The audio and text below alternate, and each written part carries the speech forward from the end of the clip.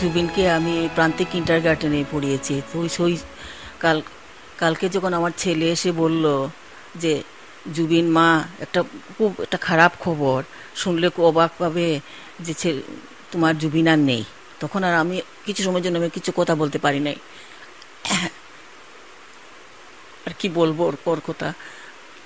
তখন ওর যে ক্যাডবেরিজ খেতে খুব ভালোবাসতো। ও গেলোবার যখন এসছে করিমগঞ্জে, এসে আমার খবর করেছে, তখন আমি চলে গেছি, সোজা চলে গেলাম ওর কাছে গিয়ে। তো একটা ছাত্র, আমারই একটা প্রিয় ছাত্র, ওকে বললাম তুই একটা ক্যাডবেরিজ নিয়ে আয় ওর জন্য।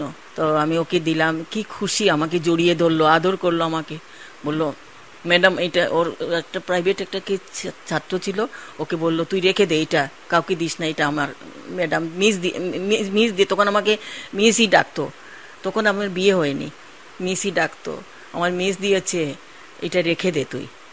আর কালকের এই খবর পাওয়ার পরে সেই যে ছোট্ট জুবিন, সেই ছোট্ট জুবিনের প্রান্তিকের ড্রেস পরা, টাই পরা, সেই চিত্রটাই আমার বারবার মনে মনে পড়ছে। জুবিন গার্গর মৃত্যুটো মোৰ ওচৰত মানে একদম is a bolt from the blue. আপনার বিনা মেঘে বজ্রাঘাতের সমান। ছোট্ট শিশুটি আসছে, খাতা নিয়ে আসছে স্যারকে দেখাতে, সে কথাটাই বারবার, সেই দৃশ্যটাই আমার চোখের সামনে আসছে।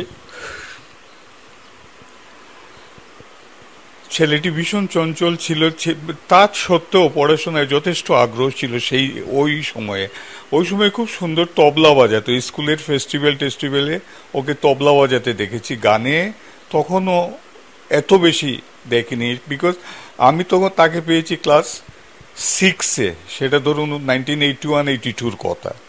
তো কি বলবো বলুন, বলার মতো কিছু নেই। ঈশ্বর ওর আত্মার সদ্গতি করুন। আমরা একসাথেই পড়াশোনা করেছিলাম ছোটবেলা থেকেই। এ হলো ক্লাস 4, এই রুমেই আমরা বহুদিন কাটিয়েছি জুবিন গার্গ এবং আমি হলো বিক্রম দে জয়।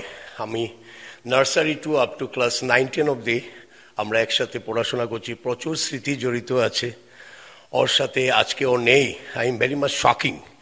হ্যাঁ, আমি খুব আজকে আনএক্সপেক্টেড নিউজ।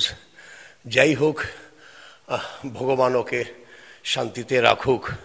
আমরা এখান থেকে নার্সারি থেকে 1976 আমরা এখান থেকে পড়াশোনা করেছি। এই সময় ওর বাবা ছিলেন ম্যাজিস্ট্রেট করিমগঞ্জ ডিস্ট্রিক্টের, এই সময় আমাদের মহকুমা ছিল, এবং আমরা এখানে প্রচুর স্মৃতি জড়িত আছে। এটা হলো ক্লাস 4, প্রান্তিক কিন্ডারগার্টেনে আমরা একসাথে পড়াশোনা করেছি। এরপরে আমরা class 9-10 of the government higher secondary স্কুলে একসাথে আমরা সহপাঠী ছিলাম। আজকেও আমাদের মধ্যে নেই শুনে, আমি কালকে সব নিউজটা শুনলাম, শুনে আমি খুব দুঃখিত। আমি বিশ্বাস করতে পারছি না